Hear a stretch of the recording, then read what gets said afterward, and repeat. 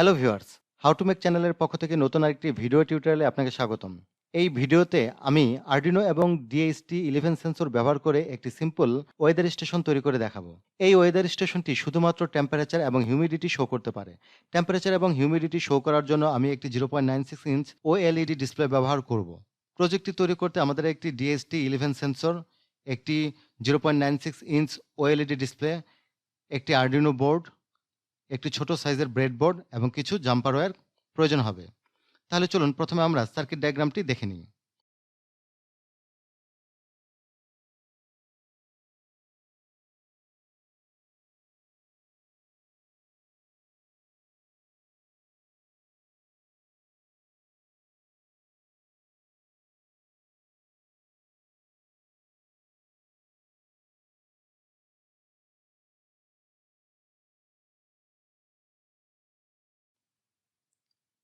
বাস, আমাদের circuit কানেকশনটি complete.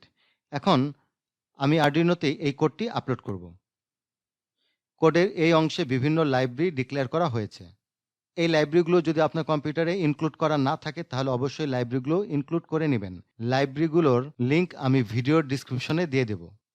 কোডের এই লাইনে দেখুন, এখানে 128 এবং 64 এটি দ্বারা আমাদের ওএলইডি ডিসপ্লের ওয়াইড এবং হাইট ডিক্লেয়ার করা হয়েছে। কোডের এই লাইনে ডিএসটি পিন এবং ডিএসটি টাইপ ডিক্লেয়ার করা হয়েছে।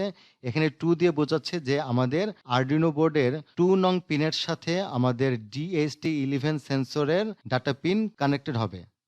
এখানে ডিএসটি সেন্সর টাইপ হলো DHT11। আমাদের মার্কেটে সাধারণত 2 ধরনের ডিএসটি সেন্সর পাওয়া যায়, একটি হলো DHT11 এবং অপরটি হলো DHT12।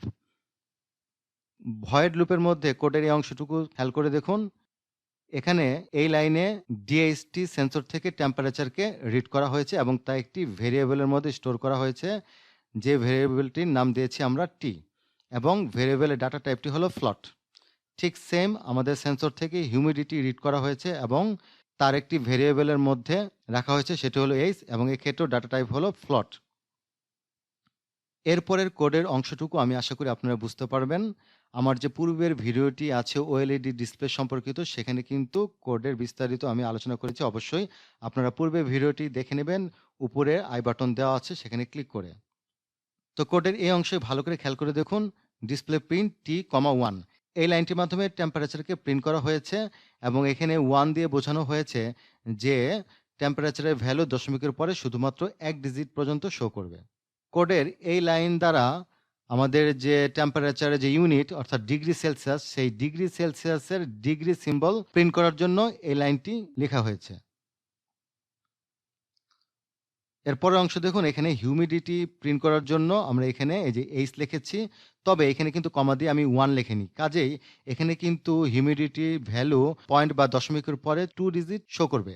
তারপরে দেখুন, হিউমিডিটি যেহেতু পার্সেন্টেজ আকারে শো হয়ে থাকে, তাই এখানে কিন্তু পার্সেন্টেজকে প্রিন্ট করা হয়েছে। আমি আশা করি আপনারা কোডটি বুঝতে পারবেন। এরপর আমি জাস্ট এই কোডটি আরডুইনো বোর্ডে আপলোড করব।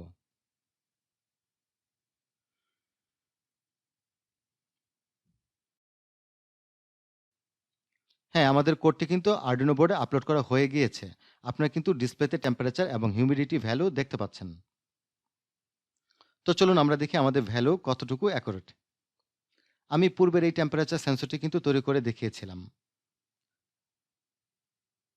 তো দেখুন, এর সাথে কিন্তু আমার যে তৈরিকৃত ডিভাইস, এর যে টেম্পারেচার জাস্ট মিলে গিয়েছে, তার মানে আমাদের ডিভাইসটি পারফেক্টলি কাজ করছে।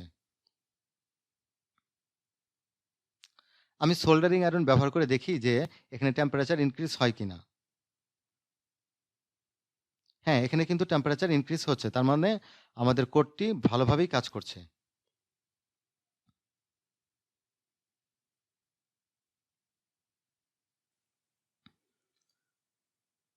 তো আজকের মতো ভিডিওটি আমি এখানেই শেষ করছি। আমি আশা করছি যে এই প্রজেক্টটি আপনাদের অবশ্যই ভালো লাগবে এবং প্রজেক্টটি আপনাদের বেশ কাজে আসবে। যদি আমার এই ভিডিওটি আপনাদের ভালো লাগে তাহলে অবশ্যই ভিডিওটিতে লাইক দিবেন, ভিডিওটি শেয়ার করবেন এবং অবশ্যই আমার চ্যানেলটি সাবস্ক্রাইব করবেন।